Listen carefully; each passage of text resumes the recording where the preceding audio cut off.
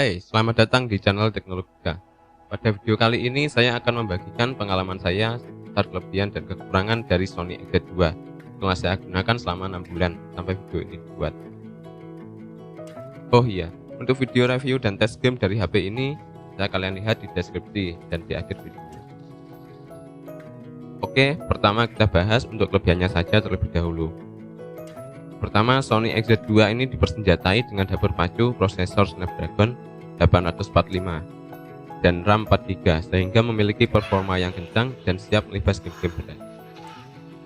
Selanjutnya, walaupun masih menggunakan layar IPS, tapi tidak kalah dengan layar OLED karena beresolusi 1080x2160p dengan kerapatan pixel 424 pixel per inci. Sony juga menyematkan beberapa fitur seperti X-Reality Engine, Luminous Display, dan BD 2020 HDR sehingga support untuk menonton video HDR di YouTube ataupun saat streaming film. Sony XZ2 memiliki kamera 19MP motion eye Sony yang menghasilkan foto dan video jernih. Untuk perekaman video bisa merekam sampai 4K HDR 30fps dan bisa merekam slow motion 960fps pada resolusi 1080p. Juga dilengkapi stabilizer ACE sehingga hasil perekaman minim guncangan. Sony XZ2 memiliki speaker stereo yang menghadap ke depan yang lebih keras dan lebih jernih, lengkap dengan sistem getaran dinamis yang unik. Selanjutnya, Sony XZ2 memiliki sertifikasi IP65 dan IP68 tahan air dan debu. Selanjutnya, Sony XZ2 ini sudah dilengkapi dengan fitur NFC. Dan terakhir, Sony XZ2 memiliki desain yang terlihat elegan serta solid dengan frame aluminium serta kaca Corning Gorilla Glass 5 di bagian depan dan belakang. Spek dari Sony XZ2 ini emang gila sih, mengingat dia adalah mantan flagship.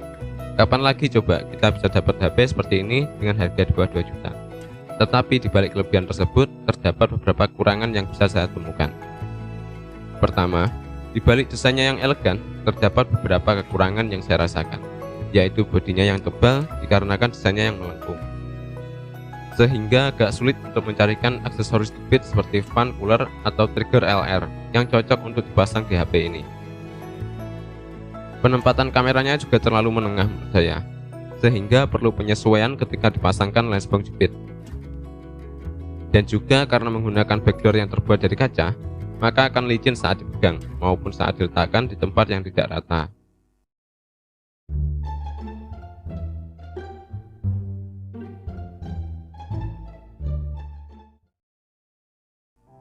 Selanjutnya, karena dia adalah mantan flagship, jadi kita tidak akan menemukan jack audio 3,5 mm, sehingga kalian harus membeli adapter atau menggunakan headset Bluetooth dan TWS. Selanjutnya, entah mengapa Sony malah menurunkan sensor kamera depan dari Sony XZ2 ini bila dibandingkan dengan pendahulunya. Karena dia masih menggunakan baterai berkapasitas 3180 mAh, jadi daya tahan baterainya akan terasa lebih cepat habis bila dibandingkan HP zaman sekarang yang kebanyakan menggunakan baterai 5000 mAh. Dan kelemahan yang selanjutnya adalah ghost stops yang suka muncul tiba-tiba ketika digunakan. Saya sendiri tidak tahu apakah karena software atau hardware yang menyebabkan hal ini. Ada yang bilang bahwa hal ini bisa diatasi dengan memasang stiker pada bagian belakang layar, sehingga layar tidak bersentuhan langsung dengan baterai. Dan inilah kelemahan dari Sony XZ2 yang harus benar-benar kalian pikirkan sebelum membelinya. Tapi hal ini hanya berlaku untuk versi Docomo, SoftBank, dan AO, karena masuk secara ilegal sehingga sangat rentan terblokir IMEI. Tapi untuk saat ini ada banyak seller yang berani menggaransi IMEI. Jadi, saran saya bila kalian sudah mempertimbangkan beberapa hal tadi dan berniat membelinya adalah carilah seller yang berani menggaransi IMEI dan usahakan datang langsung ke lokasi seller sehingga bisa mengeceknya secara teliti, mengingat HP ini adalah HP second.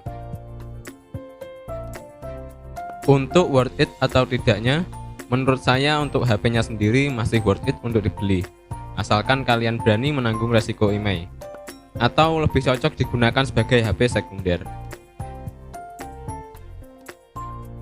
Oke, saya rasa cukup sekian dulu untuk video kali ini. Semoga bermanfaat dan bila ada kesalahan saya dalam berbicara, mohon maaf yang sebesar-besarnya.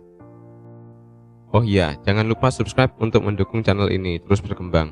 Dan silahkan klik like atau komen di bawah bila ada saran atau pertanyaan. Oke, sampai jumpa di video selanjutnya. Dah.